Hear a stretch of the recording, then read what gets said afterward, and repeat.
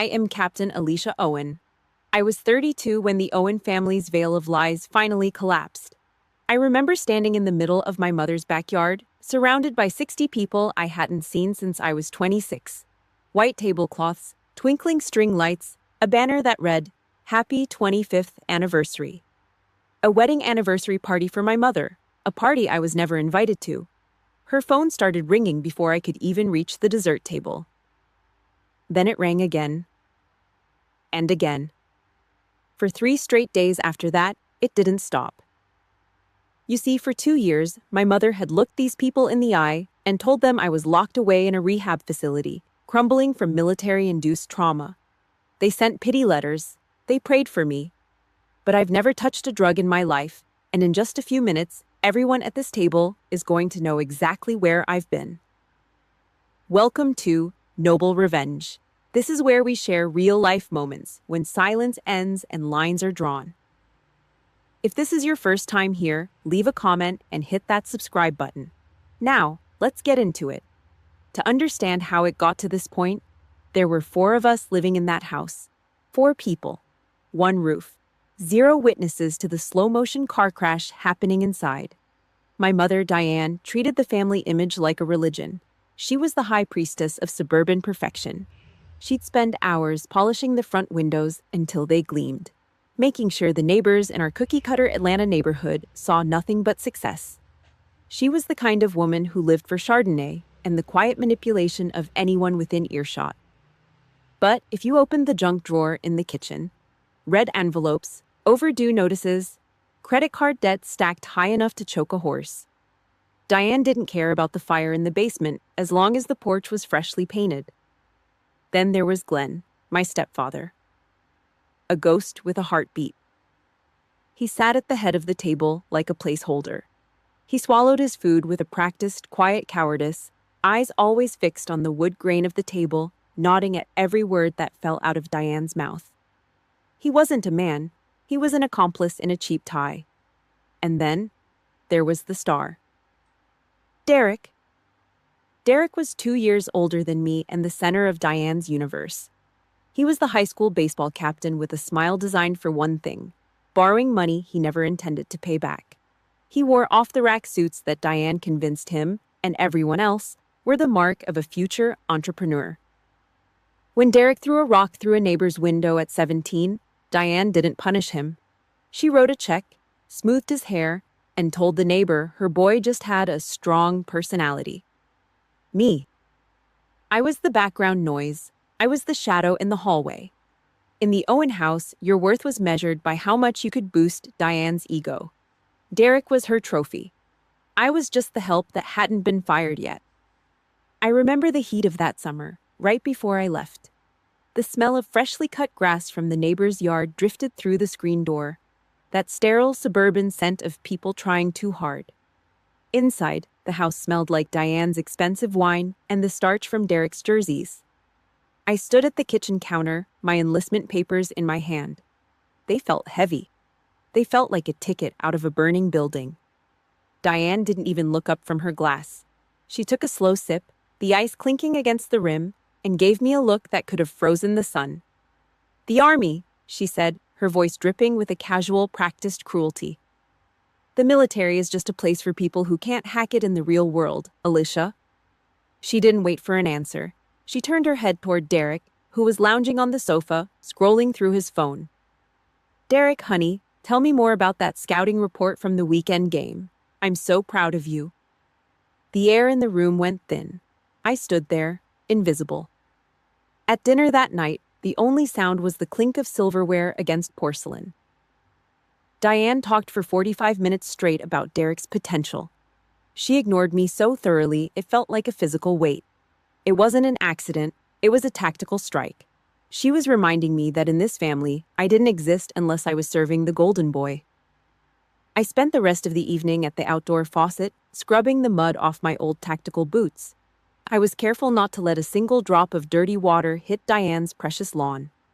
I had already learned how to be a ghost. Inside, I could see them through the window. Diane was carefully ironing Derek's baseball jersey, her movements gentle, almost reverent. The smell of the hot iron and fresh fabric softener wafted out to the porch. I looked down at my own hands.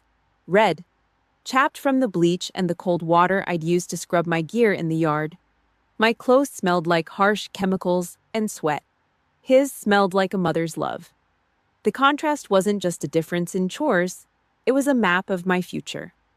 That night, I didn't sleep. I sat on the edge of my bed and packed my life into a single olive drab duffel bag. I didn't have much. A few changes of clothes, some books, my pride. I waited until 3 in the morning.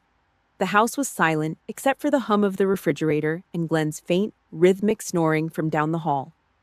I didn't wake them. There was no point. No one was going to stand at the door and wave goodbye. No one was going to tell me to be safe. I stepped out onto the gravel driveway.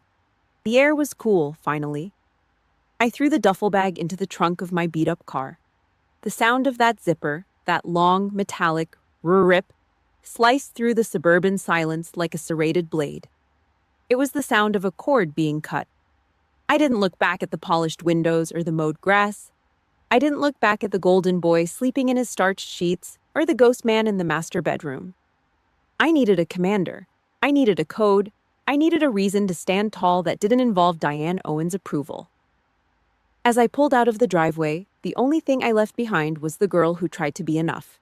I headed toward the base, toward the gray concrete and the smell of gunpowder, toward the only place where a person's value was earned, not assigned.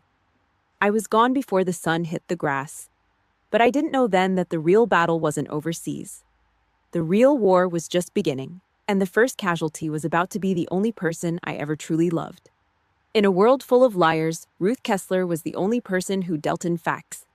While Diane was busy polishing the silver and lying to the neighbors about our non-existent wealth, my grandmother was in her garage, making sense of the world through numbers.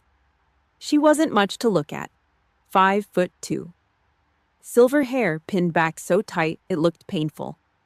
She ran a small accounting firm out of a converted garage that smelled like old carbon paper and cheap black coffee. There were no curtains, no decorative pillows, just metal filing cabinets, a heavy oak desk, and the rhythmic, mechanical clack, clack, clack of an old-school calculator. Ruth Kessler didn't do feelings. She did audits. She saw right through Diane's suburban facade and Derek's parasitic charm. To her, they weren't family. They were bad debts that needed to be written off. I was 16 when she called me into her office. The Georgia heat was thick outside, but the garage was cool, shaded by the massive oak trees in her yard. She didn't invite me to sit. She just stood there, looking at me with eyes that could spot a misplaced decimal point from a mile away. She reached into her desk drawer and pulled out a pocket watch. It wasn't gold. It was brass. Heavy. Thick. It had a weight to it that made my palm ache. "Listen to me, Alicia," she said, her voice like gravel over silk. "People will try to tell you that love is what keeps you safe. They're lying. People will tell you that family is your foundation. They're lying about that too." She pressed the watch into my hand. "Money you make with your own hands is the only armor no one can strip off you. Remember that?" That wasn't just a pep talk. It was a strategy. Behind my mother's back, Ruth had set up a trust fund. $40,000. It was a locked account, a safety net waiting for the day I finally hung up the uniform and needed a place to call my own. She didn't tell Diane. She knew better. 6 years later, I was 22 and 3/4 of the way through officer candidate school. I was at Fort Benning, face down in the red clay, crawling under a web of live fire tracer rounds and jagged concertina wire. My lungs were burning. My fingernails were torn. I was becoming the soldier Ruth knew I could be. Then the sergeant called my name. A stroke. She was gone before she hit the floor of that garage, still clutching a blue ink pen at her desk. I didn't have time to mourn. I didn't have time to wash the Georgia mud out of my ears. I threw my gear into my car and drove 400 miles through the night, fueled by nothing but caffeine and a hollow, freezing ache in my chest. The church was full of people Ruth probably would have hated. I stood in the third row, my back as straight as a bayonet. I was still in my Class A uniform. It was wrinkled. There was a faint layer of dust on the shoulders that I couldn't quite brush off. I looked like a soldier who had lost her commander. Diane sat in the front row. She was a vision in black silk, clutching a lace handkerchief like it was a prop in a Broadway play. She wailed. She gasped.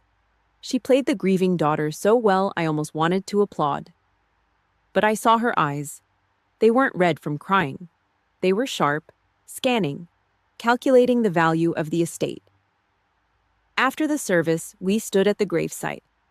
The Georgia sky finally gave up and started dumping a cold, miserable rain.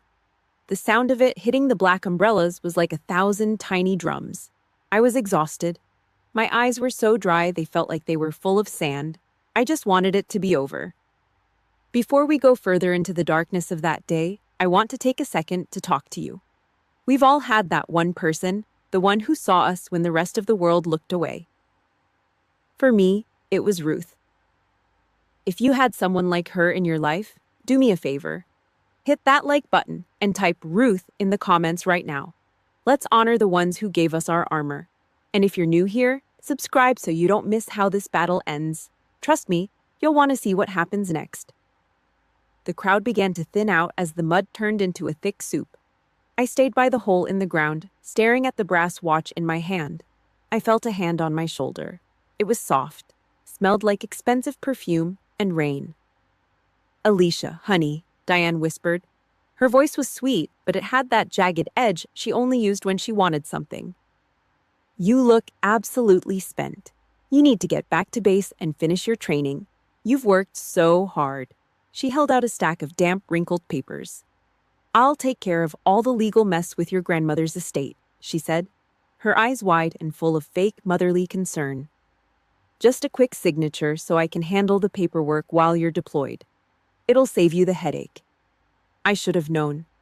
My training told me to check the perimeter, to look for the trap. But I was tired. I was grieving. And for one fleeting, stupid second, I wanted to believe my mother was actually trying to help me. I took the pen. My hand was shaking. I signed the power of attorney. The moment the ink hit the paper, Diane's grip on my shoulder tightened, not in a hug, in a hold. "Go on now," she said, tucking the papers into her purse like a trophy. "Go be a hero." As I walked away through the mud, I didn't realize I had just handed my back to the enemy. I had signed away the only armor I ever had, and in a few months I was going to find out exactly what Diane Owen did with it. Sand gets into everything. It is in your boots, in your teeth, and in the gears of your rifle. For 2 years, I lived in forward operating bases that smelled like diesel exhaust and burning trash. I ate meals, ready to eat out of plastic pouches, and slept with a plate carrier for a pillow. Every cent I made was soaked in sweat. It was hazard pay. Money earned by counting the seconds between mortar thuds and hoping the next one was not for you. I saved every dollar. I was building a future. I was building my own fortress. While I was wearing body armor in 110-degree heat, Derek was back in Georgia playing businessman. He opened an online furniture boutique. He bought a fancy desk and spent 11 months pretending to be an executive, while Diane cheered from the sidelines. He did not have a plan. He just had a credit card and a mother who thought he could do no wrong. He burned through his capital in a year. He racked up $47,000 in debt. He was drowning, and Diane was panicking. She was not about to let her golden boy face the consequences of his own stupidity. I called home from the base right after my deployment ended. I was sitting on a footlocker, my skin caked in dust, thinking about the trust fund Ruth had left me. I was ready to buy a house. I was ready to have a door that locked. Diane answered on the second ring. Her voice was smooth, like poisoned honey. "Alicia, honey, it is so good to hear you are safe," she said. I asked her about the trust fund. I asked her when we could go to the bank to finalize the transfer. The line went quiet for a heartbeat. Just a heartbeat. "Oh, Alicia," she sighed. It was that fake, tragic sound she used when she wanted pity. "Your grandmother. She was so sick before she passed. The medical bills were astronomical. The insurance did not cover half of it. I had to use the fund to clear her debt. There is nothing left, honey. It was all for her care." I sat in the silence of that base. I remembered the garage. I remembered the blue ink pen Ruth was still holding when her heart stopped. She died instantly. She never saw a hospital bed. She never had a medical bill. I did not argue. I did not yell. I just closed my eyes and felt the heat of the desert one last time. I see, I said. Then I hung up. I did not call back. I did not send an angry text. Instead, I hired a lawyer in Atlanta, a man who dealt in facts just like Ruth did. 2 weeks later, I was sitting in a high-rise office in downtown Atlanta.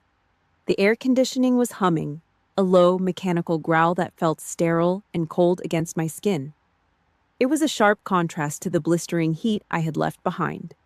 The office smelled like expensive printer ink and old paper. The table was made of dark cherry wood, polished so bright I could see my own tired reflection. My lawyer pushed a manila folder across the table. "You were right to look into this," he said.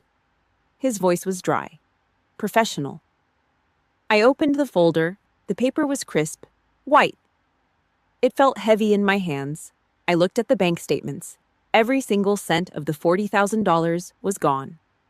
Diane had drained the account 2 years ago, right after I signed that power of attorney in the rain. I saw the withdrawal slip. My eyes locked onto the reason Diane had given the bank to bypass the trust restrictions. Emergency filing, medical condition of beneficiary. I felt a coldness spread through my chest. It was not the air conditioning, it was something else. I turned the page. There was a report attached, a medical statement Diane had forged. It said that I, Captain Alicia Owen, was suffering from severe, debilitating military-induced trauma. It said I had post-traumatic stress disorder so advanced I was a danger to myself. It claimed I needed immediate, expensive psychiatric intervention. It claimed I was unstable. She had not just stolen my money. She had weaponized my service. She had looked at my career, my rank, and my honor, and she had dragged it through the mud to get her hands on that cash. She had told the world her daughter was a broken, mental wreck just so she could bail out her lazy son. I looked at the dates. I pulled out my phone and pulled up Derek's public records. The day Diane withdrew the final $20,000 was the exact same day Derek's furniture company filed for bankruptcy. It was not a medical emergency. It was a payoff. She had sold my reputation to keep Derek from losing his car. My lungs felt like they were full of ice. I did not blink. I did not breathe. I just stared at the ink on the page until the words started to blur. "Captain?" the lawyer asked. I looked up. My face was a mask. I had spent years learning how to control my reactions in rooms where people wanted me dead. This was no different. "I need copies of everything," I said. My voice was steady, too steady. "What are you going to do?" I stood up. I straightened my jacket. I adjusted my watch, the brass one Ruth had given me. It felt like an anchor. "I'm going on a mission," I said. I walked out of that office and headed straight for the airport. I did not have a suitcase. I did not have a plan for a long stay. I just had a folder full of lies and a heart that had finally turned to stone. The rage did not burn. It did not make me want to scream. It was a cold, calculating thing. It was the silence of a sniper waiting for the perfect shot. I boarded the plane to Atlanta. I sat in the small, cramped seat and watched the clouds disappear below me. I thought about the backyard party Diane was planning. I thought about the string lights and the white tablecloths. I thought about the 25-year marriage she was so proud of. I opened the folder one last time and looked at the forged medical report. Diane Owen thinks her daughter is a broken soldier. She thinks I'm a victim of the war. She's about to find out that she was wrong. I am not the casualty. I am the storm. The plane touched down. I felt the wheels hit the tarmac with a violent jolt. I did not flinch. I just reached for my bag and stepped into the terminal. I was home. And the war was officially beginning. The floorboards groaned under my tactical boots. It was the only honest sound in that house. I had 48 hours of leave and a soul full of ice. I did not fly from the desert to Atlanta for a hug or a warm meal. I came for the receipts. The air in the kitchen was stagnant. It was heavy with the smell of a burnt roast chicken and the sharp tang of Diane's perfume. The fluorescent light hummed overhead. It flickered just enough to turn the room into a sickly, pale interrogation chamber. It made everything look thin. It made the suburban perfection look like a cheap stage set ready to collapse. They were waiting for me. Diane, Glenn, Derek. They had formed a semicircle around the glass kitchen table. It was a defensive line. It was a formation I had seen in a dozen briefing rooms. But here, the enemy wore pearls and polo shirts. A corrupt alliance. Diane sat in the middle. Her back was a rigid line of defiance. Her fingers drummed against the cold glass. Glenn sat to her left. He was a shadow of a man. His eyes were fixed on a scratch in the wood. Derek was on the right. He was leaning back in his chair. He looked like he owned the world. He was wearing a brand new Ralph Lauren polo, navy blue, crisp. It was bought with my blood money. I did not sit down. I did not say hello. I reached into my jacket and pulled out the bank statement. I threw it onto the glass table. The paper slid across the surface with a sharp, cold hiss. It stopped right in front of Diane. "Grandmother died that same day," I said. My voice was a flat line of lead. There were no medical bills. There was no hospital stay, not a single hour. So, tell me, where is my $40,000? Diane did not even look at the paper. She did not have to look. She knew exactly what it said. She gripped the edge of the table until her knuckles turned white. She did not cry. She did not apologize. She went straight for the throat. "How dare you?" she hissed. The fake motherly sweetness was gone. This was the real Diane, the one who lived behind the polished windows. "How dare you walk into my home and call me a thief? After everything I have sacrificed to keep this family together? After the way you abandoned us for that uniform? You think you are so much better than us because you carry a gun?" Glenn stirred. He cleared his throat, but he did not look up. He could not look me in the eye. "Alicia, honey," he mumbled. His cowardice was a physical stench in the room. "Your mother has done everything for you. You have to understand. Things were hard. We are a family. Money comes and goes." He was covering for a criminal. He did it just so he did not have to listen to her scream at night. He was the accomplice who watched the store get robbed and held the door open for the thief. Derek laughed. It was a dry, hollow sound that grated against my nerves. He crossed his arms over that expensive navy shirt. He had a smirk that made me want to break his jaw against the glass table. "You always were the difficult one," he said. "Always obsessed with every little cent. It is honestly exhausting. We are trying to have a nice anniversary dinner, and you come in here with your military attitude. You're acting like a drill sergeant. Get over yourself, Alicia. You have a paycheck. I needed a start." He had spent my entire life savings on a failed business and a lifestyle he could not afford, and now he was calling me the greedy one. They were not sorry. They were not even ashamed. They were just angry that I had interrupted the movie they were starring in. They were protecting the lie because the lie was all they had left. In the military, you learn the value of a tactical retreat. You do not throw a grenade into a minefield that has already been paved over.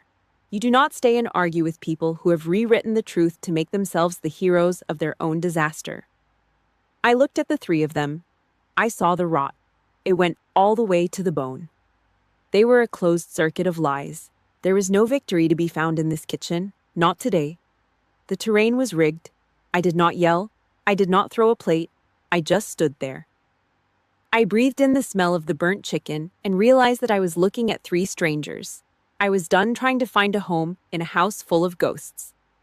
I reached down and picked up the bank statement. I folded it slowly. "Keep the trash," I said. My voice did not shake. "Keep every single cent of it." I turned on my heel.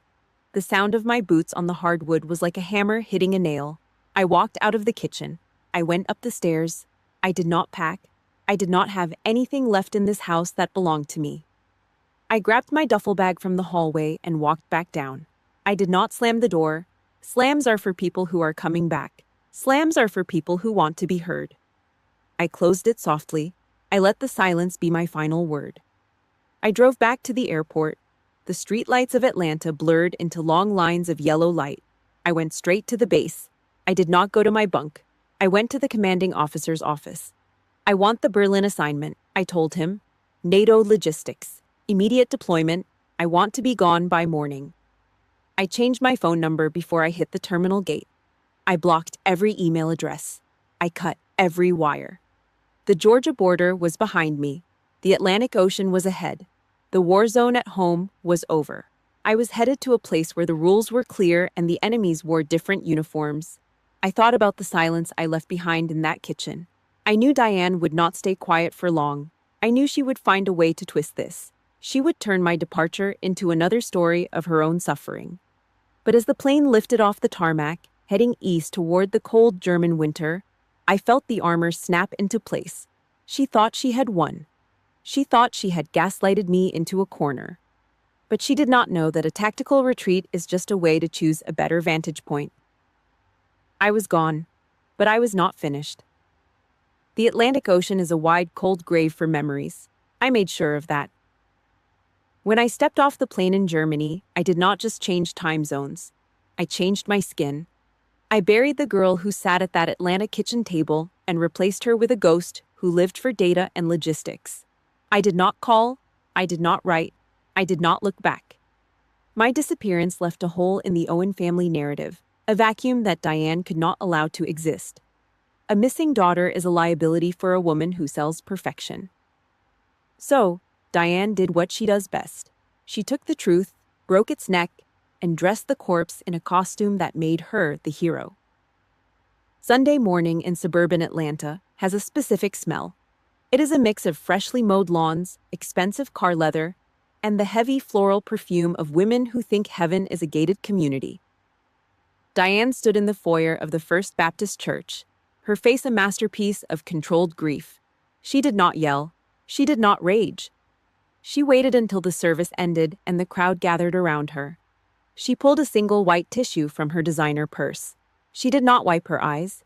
She just dabbed the corners, careful not to smudge the mascara she had applied to look like she had been crying for hours. She's getting the help she needs, Diane whispered. Her voice carried just far enough for the surrounding pews to hear. The war. It changed her. The trauma was too much. She's in a private rehab facility now.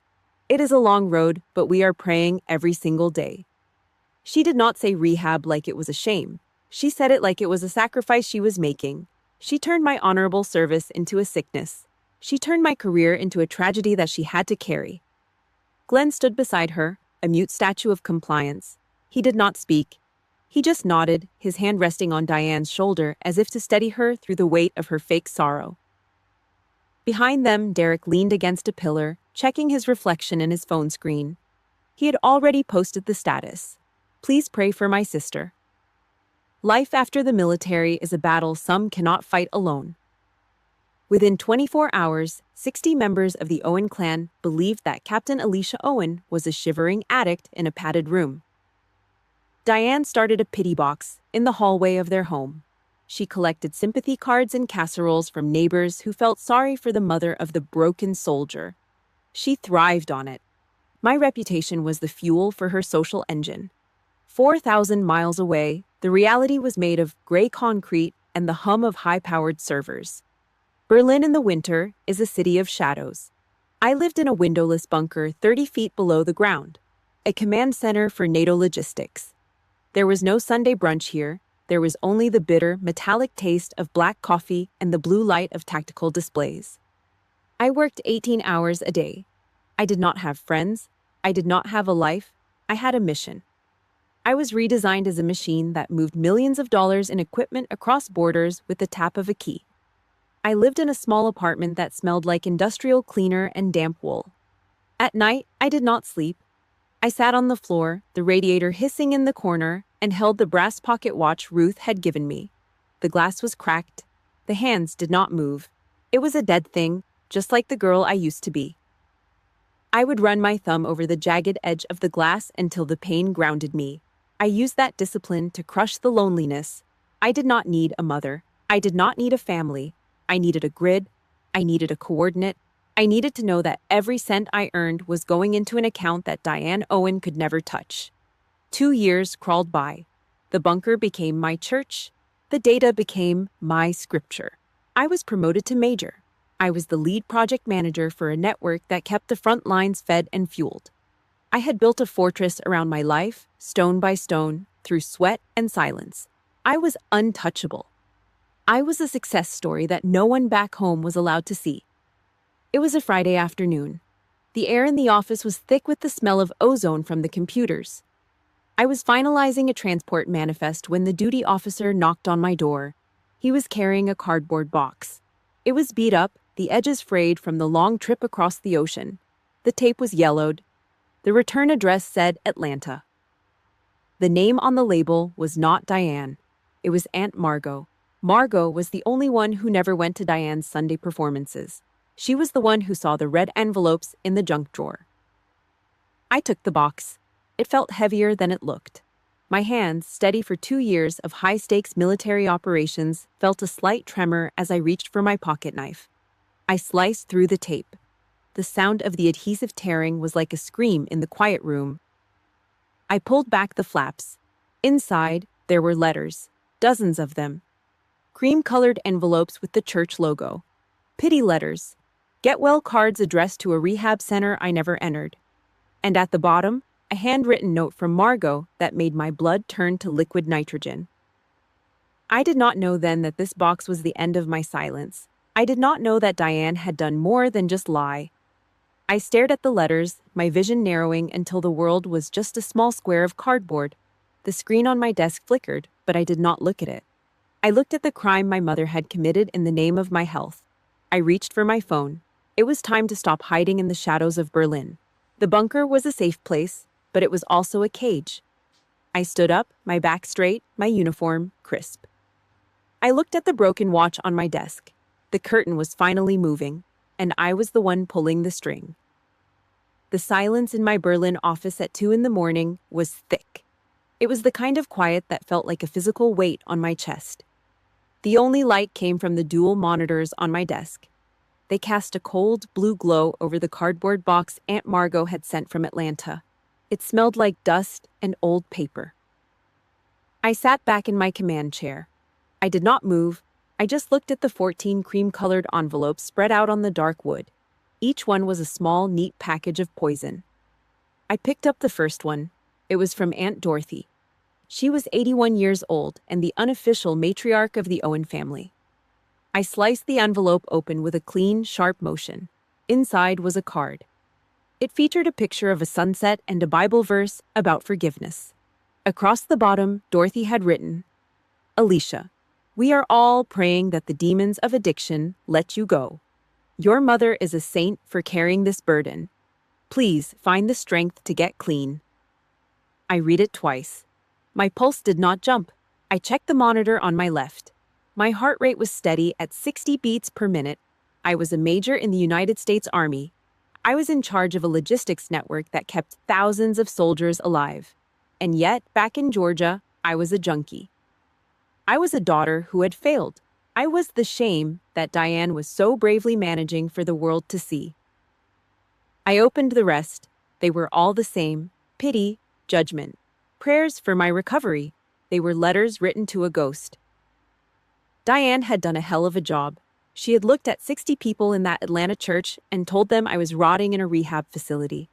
She had convinced my entire bloodline that I was a broken, thieving addict. It was a masterpiece of character assassination. I reached for my phone. I initiated a secure video call to Aunt Margot. It was 3 p.m. in Atlanta.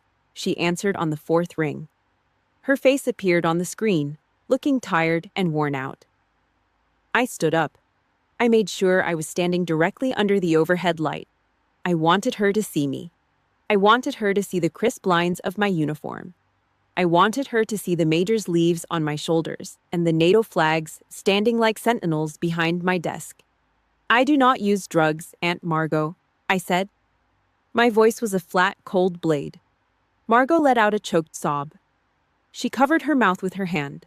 Her eyes went wide as she stared at the screen. She saw the office. She saw the rank. She saw the truth that Diane had buried under 2 years of lies. "Oh, Alicia," she whispered. "She told everyone. She told us you were gone. She said the army kicked you out. She said you were living on the streets before she found a place to hide you. She cried every Sunday, Alicia. Every single Sunday. I listened. I did not blink. I did not offer comfort. I just processed the data. And that was when the final piece of the puzzle clicked into place. The aha moment. It was not just about the social status. It was not just about Diane wanting to be a martyr. It was a legal maneuver, a retroactive justification. To withdraw $40,000 from a locked trust fund, the bank required an emergency. Diane had used the power of attorney I signed in the rain. But she needed a reason. She had told the bank I was incapacitated by post-traumatic stress disorder and drug abuse. If the family believed I was an addict, then the missing money made sense. They would assume the cash went toward my treatment. The lie was the shield for the theft. It was a perfect, circular crime. I know some of you listening right now have been the one the family pointed their finger at.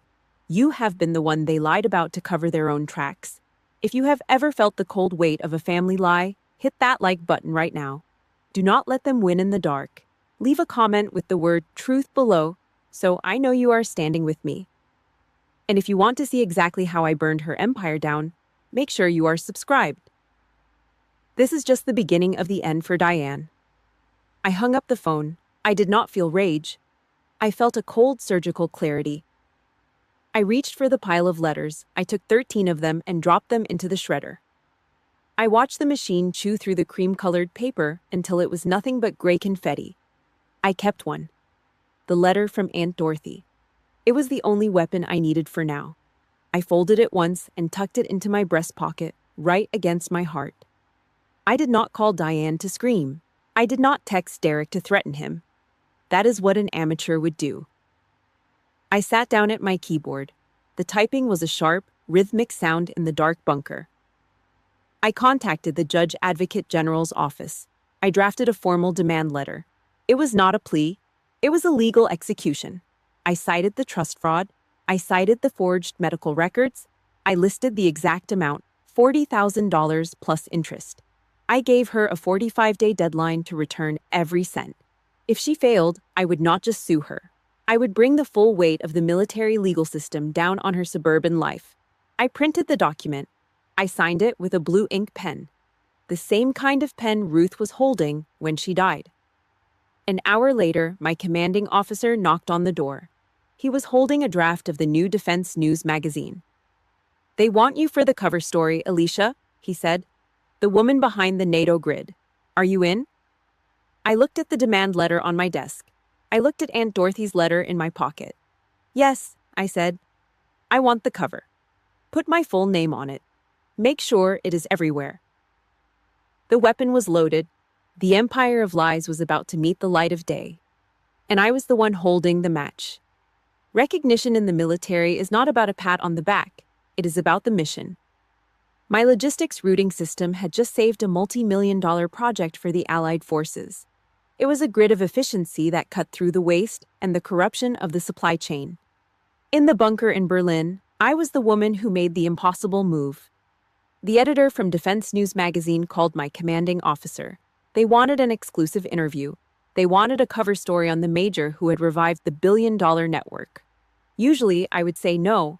I lived in the shadows for a reason. I liked the silence. But then I looked at the legal demand letter sitting on my desk. I looked at the 40-day clock ticking down for Diane. I needed more than just a lawyer. I needed a weapon that could not be ignored. I needed a truth so loud it would shatter every window in that Atlanta suburb. "I will do the interview," I told my commander. "But I want it my way. Real photos, real name, real rank. I want the world to see exactly who is running this network." The photo shoot happened in the cold light of a hangar. The flashbulbs were sharp and white. Each pop of the light felt like a round being chambered. I stood tall. I did not smile. I wore my dress blues, the medals on my chest reflecting the artificial glare. I looked into the lens, and I did not see a photographer. I saw Diane. I saw Derek. I saw the 60 people who thought I was a junkie in a padded cell. I was not posing for a magazine. I was preparing a tactical strike. The article hit the stands on a Tuesday morning.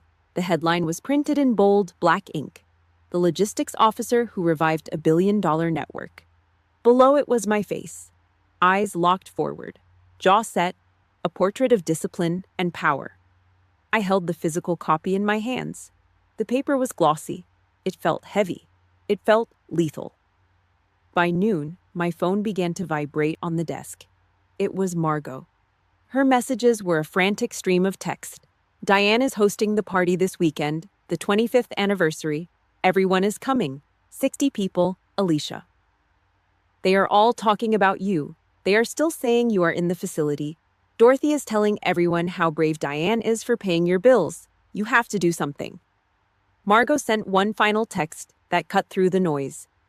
You do not need an invitation, Alicia. You need an entry point. I did not hesitate. I requested 72 hours of emergency leave. I packed a small bag. I did not take my uniform this time. I needed to move like a civilian. I needed to be the ghost they thought they had buried. I landed in Atlanta on Friday night. The air was thick and humid, a wet blanket of southern heat that smelled like pine needles and exhaust. I did not go to a fancy hotel. I hired a car and drove to a cheap, roadside motel 2 blocks away from my mother's house. The carpet smelled like stale cigarettes and industrial cleaner. The walls were thin enough to hear the highway. It was perfect. It was a staging area. I spent Saturday morning in the silence of that room. I ironed my white shirt. The smell of the hot starch rose from the fabric, sharp and clean. I pressed the collar until it was a blade. I put on a black civilian suit. It was tailored, cold, professional. I took the brass pocket watch Ruth had given me. I wound it slowly. The mechanical click, click, click was the only sound in the room. I wrapped the chain around my wrist. The weapon was loaded. At 5:45 p.m., I parked my car half a block away from the Owen residence. I did not pull into the driveway. I did not want them to hear the engine. I stepped out onto the asphalt. The sun was beginning to dip, casting long, jagged shadows across the manicured lawns. I walked along the wooden fence. I could hear the party before I could see it. The sound of smooth jazz drifted over the cedar planks. I heard the high-pitched ring of crystal glasses touching. I heard the hollow, practiced laughter of the suburban elite. It was the sound of people who lived in a bubble of their own making. It was the sound of the lie Diane had built with my money. I reached the side gate. It was a heavy iron latch. My heart rate stayed at a steady 60 beats per minute. I was not the girl who had run away in the middle of the night. I was not the casualty they had described in their letters. I was the commanding officer of my own life. I looked through the gaps in the gate. I saw the white tablecloths. I saw the string lights twinkling like fake stars in the trees. I saw Diane in a white dress, moving through the crowd like a queen. She was holding a glass of Chardonnay, her head tilted back as she laughed at something Derek said. Derek was wearing a designer blazer, looking every bit the successful man Diane had bought for him. They looked happy. They looked safe. They looked like they had forgotten I ever existed. I reached out my hand. My fingers brushed the cold metal of the latch. The jazz music swelled. I took one deep breath, drawing the humid Atlanta air into my lungs. I focused on the weight of the magazine in my pocket and the brass watch on my wrist. The infiltration order was clear. I gripped the handle. I did not hesitate. I pushed the gate open. The hinges did not make a sound. But as I stepped onto the gravel of the backyard, the world was about to change. The iron latch was cold against my palm. I stood in the dark space between the cedar fence and the neighbor's garage. I watched. Through the narrow slats of the gate, the backyard of my mother's house looked like a high-budget movie set. It was a 25-year anniversary celebration for a marriage built on silence and a bank account built on theft. The air was thick with the smell of expensive charcoal and marinated steak. String lights were draped across the oak branches, casting a warm, deceptive glow over 60 guests. They were the members of the Owen clan and the pillars of the local church. They were the chosen audience for the final act of a long-running lie. Diane stood in the center of the patio. She was wearing a white silk dress that probably cost $3,000 of my money. She looked like a saint. She held a glass of chilled Chardonnay, the light catching the gold rim of the crystal. She was surrounded by a group of women from her garden club. They leaned in. their faces full of practiced sympathy. "We just take it one day at a time," Diane said. Her voice was a soft, tragic melody. "The trauma from her military service was just too deep. She's in a specialized facility now. It is incredibly expensive, but we will do whatever it takes to bring our Alicia back. We just want her to be whole again." Aunt Dorothy touched Diane's arm with a trembling hand. "You are such a strong woman, Diane. Most mothers would have given up. God will reward your sacrifice." I watched her sip the wine. That wine was bought with the $40,000 I had earned in the burning sand of the desert. The white tablecloths, the professional catering, the jazz quartet playing in the corner. It was all funded by the lie that I was a broken addict. Every laugh that echoed in that yard was a slap in the face of my honor. Every bite of food was a piece of my reputation being chewed and swallowed. Derek was standing by the mahogany bar. He was wearing a designer blazer and a pair of Italian loafers. He was regaling a group of younger cousins with stories of his recent international investments. He looked like a man who had never seen a red collection envelope in his life. He looked like a man who had never known the weight of a rifle or the cold fear of a night watch. He was a parasite in a well-tailored suit. At the edge of the patio, near the hibiscus bushes, Becca was sitting on a stone bench. She was the cousin of Derek's wife, a woman who spent most of her life on social media. She was scrolling through her phone, her face illuminated by the harsh blue light of the screen. Suddenly she stopped. Her thumb hovered over the glass. She squinted at the display. She tapped the screen and zoomed in. I saw her eyes go wide. She looked up, scanned the crowd with a confused expression, and then looked back at the phone. Becca stood up. She did not say a word. She walked over to her husband and pulled his sleeve. She pointed at the screen. She was looking at the digital edition of Defense News. She was looking at the cover story. The logistics officer who revived a billion-dollar network. The whisper started as a small spark in a dry field. It moved from Becca to her husband, then to a cousin, then to an uncle. They looked at the phone, then they looked at Diane, who was still playing the role of the grieving mother. The music was still playing, a smooth saxophone solo, but the energy in the yard began to shift. The laughter died down. The air felt heavy, as if the oxygen was being sucked out of the space. I pushed the gate. The iron hinges groaned. It was a long metallic screech that cut through the jazz quartet like a serrated blade. I stepped onto the gravel. Crunch, crunch, crunch. Every step was a rhythmic strike. I did not rush. I walked with the measured, terrifying pace of a soldier on a parade deck. My back was a straight line. My chin was up. My black suit was crisp and sharp. My eyes were locked on the woman in the white silk dress. The guests closest to the gate saw me first. A man dropped his appetizer plate. A woman gasped and covered her mouth with both hands. The silence followed me as I moved through the yard. It was like a wave of cold water hitting the party. The saxophone player stopped mid-note. The only sound left was the wind in the oak trees and the steady sound of my boots on the stone patio. I was not the girl they expected. I was not thin. I was not trembling. I did not look like I had been in a rehab facility for 2 years. I looked like a woman who could command an army. I looked like the truth. Diane was still talking to Dorothy. She had her back to me. She was laughing at something the older woman had said. "It is just a matter of faith," Diane said. Then she felt the silence. It was a physical weight. She realized no one was looking at her anymore. They were looking past her. Diane turned around slowly. The glass of Chardonnay slipped through her fingers. It did not just fall. It seemed to hang in the air for a second before it hit the brick floor. Smash. The crystal shattered into 1,000 jagged pieces. The pale yellow wine splashed across the white silk of her dress. It looked like a permanent stain. It looked like a fresh wound on a white shroud. Diane's face went gray. The color drained from her cheeks until she looked like the ghost she had claimed I was. Her mouth opened, but no sound came out. She looked at me, then she looked at the 60 guests. Becca stepped forward. She held the phone up like a weapon. The screen was bright.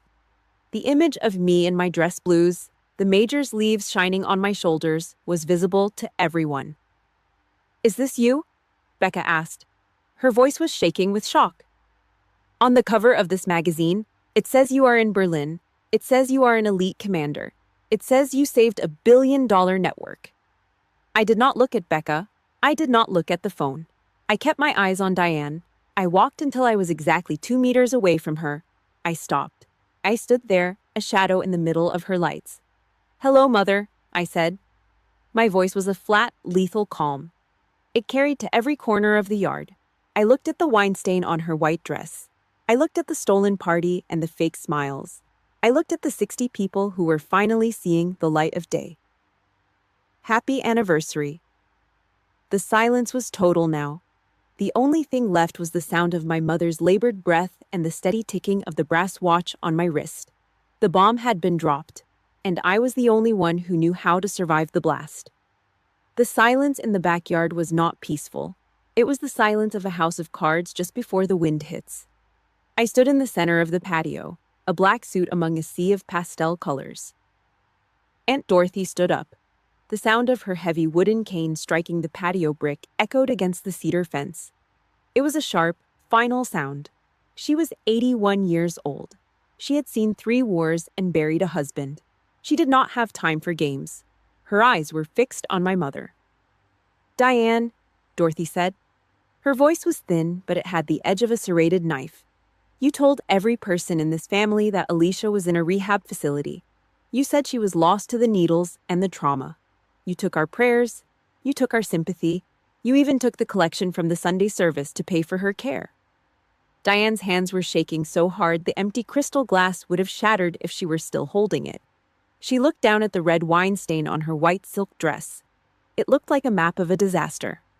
The smell of the spilled Chardonnay was sharp and sour in the humid Georgia air. It is complicated, Dorothy," Diane stammered. She looked around the yard, searching for a face that was still on her side. "I was trying to protect her. The army. They do not tell you the whole story. I had to manage the image of this family. I had to be the strong one." "Image," Dorothy spat. The word was a curse. "You did not manage an image. You managed a lie.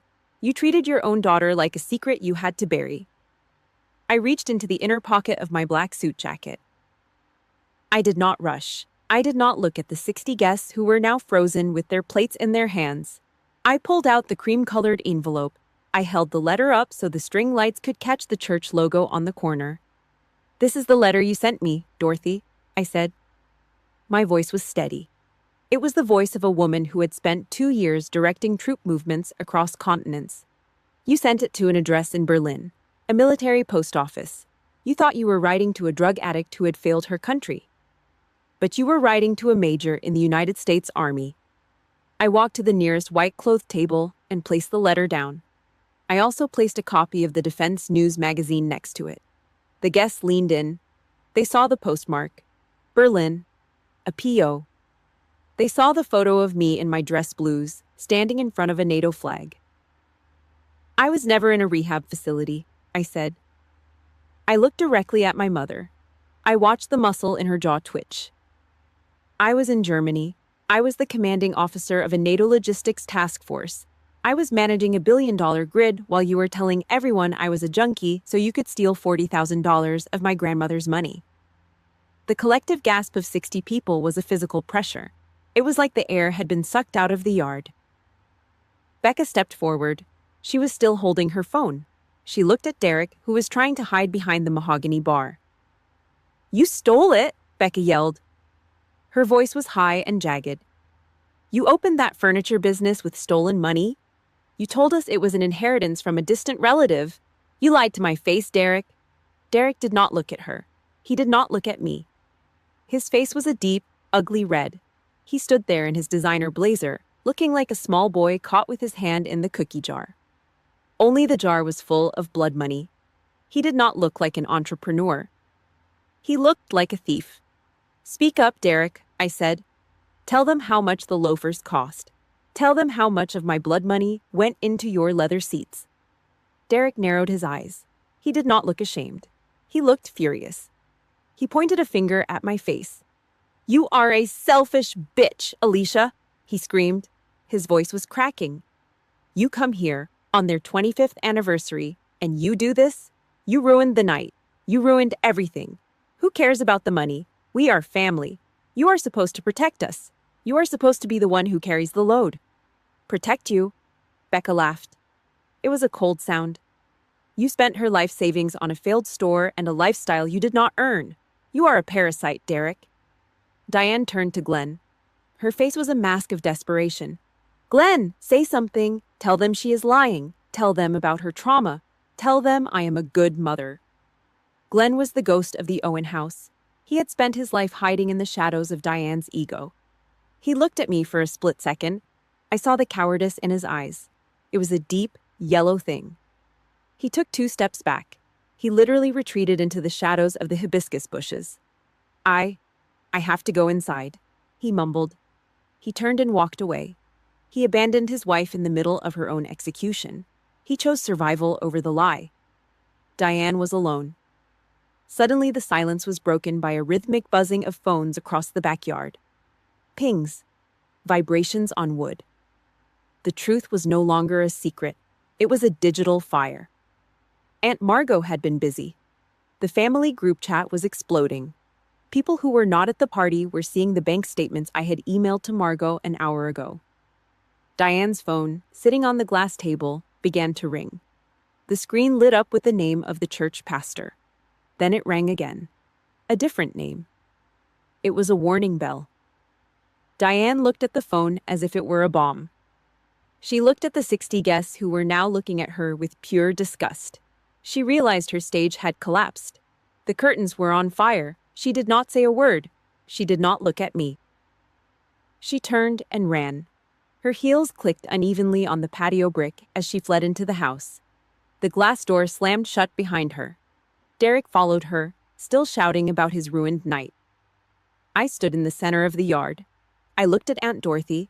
She nodded at me once, a silent acknowledgement. I looked at Aunt Margot. She reached out and squeezed my hand. Go, Margot whispered. There is nothing left here but the dust. I nodded.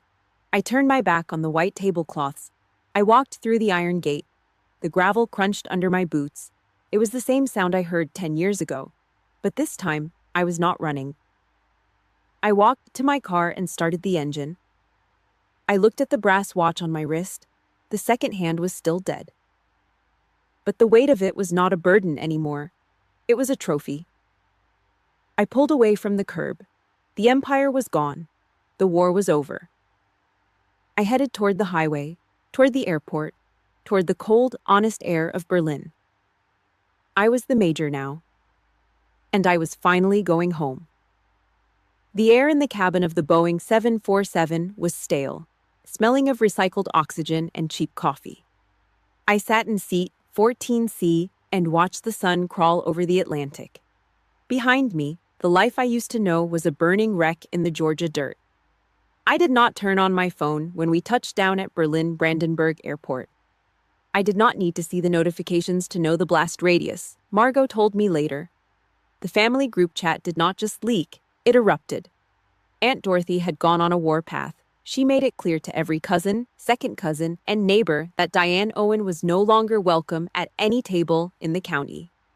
The perfect suburban shield was not just cracked, it was pulverized. I was back in my Berlin apartment by noon. The space was small, gray, and smelled of industrial floor wax. It was perfect. The screen of my laptop was the only light in the living room as I sat on the floor, my back against the cold radiator. An email arrived at 2 a.m. Subject, from Dad. I read it twice. It was 3 lines of weak, gray text. I'm sorry, Alicia. I should have said something. I should have stood up. I hope you can find it in your heart to forgive us. I looked at the words. I did not feel a single spark of anger. I felt nothing. It was like reading a stranger's grocery list. I moved the cursor over the trash icon. 1 click. Then I went into the settings and blocked the address. Forever. A tactical withdrawal is not about running away. It is about removing the target from the enemy's range. Some bridges are not worth rebuilding. They are meant to stay in the water where they fell. My lawyer in Atlanta was a man who enjoyed his work a little too much. He did not care about the sanctity of the family unit. He cared about criminal fraud. He sent the final demand letter to the house on the hill 3 days after the party. He did not just ask for the money back. He laid out the evidence of the forged medical records. He mentioned the term involuntary manslaughter of reputation, just to see them flinch. Diane panicked. She did not have $40,000. She had spent it on Derek's delusions and her own white silk vanity. She tried to call Margot for a loan. Margot did not answer. She tried to call the pastor. The church had already scrubbed her name from the committee list. The fallout was surgical. Derek had to sell the designer SUV. He had to sign over the deed to the small condo he bought with my hazard pay just to stay out of a courtroom. Every month, for the foreseeable future, a check would be deposited into my account. $1,000. Blood money being returned to its owner, drop by painful drop. They did not just lose the cash. They lost the only person who would have ever caught them if they fell. They were on their own now. 3 ghosts living in a house that felt far too big for people who could not look each other in the eye. Diane's legacy was no longer her daughter. It was a debt. The wind in Berlin in late November is a different animal than the wind in Georgia. It is sharper. It has a bite that reminds you exactly where your skin ends and the world begins. I stood on my small balcony, 4 floors above the cobblestone street. The city was a blur of gray mist and flickering street lamps. Tomorrow morning, I have a briefing with the Allied Command. I have a team of engineers and officers who depend on my word. They do not care about the junk drawer of my childhood. They do not care about the lies a desperate woman told in a church foyer. They care about the grid. They care about the mission. They care about the truth of a job well done. I have realized something in the silence of this city. Blood does not make you a family. It just makes you a relative. Family is the person who holds the line when the world goes dark. Family is the person who does not sell your future to pay for their own failures. My family wears a different uniform now. We speak in coordinates and data points. There is more loyalty in a windowless NATO bunker than there ever was in that suburban kitchen. I am not a daughter seeking a home anymore. I'm a soldier who built her own fortress. I reached into the pocket of my wool coat. I pulled out the brass watch. The metal was cold against my palm. I looked at the cracked glass, the jagged line running across the face like a scar. I looked at the hands that had stopped moving years ago. It was a broken machine, a relic of a time when I believed in things that did not exist. I held it in my hand and felt the weight of it. It was heavy, but it was no longer a burden. It was a trophy of a war I did not ask for, but one I certainly finished. I took the small brass knob between my thumb and forefinger. I began to turn it. Click, click, click. The sound was dry and mechanical. It was the sound of a heart finally finding its own rhythm. I was not trying to fix the watch. I was closing the gate. I was winding the spring of my own survival. The war was over. The casualties were counted. The lines were drawn in permanent ink, and I was the one left standing in the light of a new day. Major Alicia Owen, unbroken, free. The clock was finally mine to wind.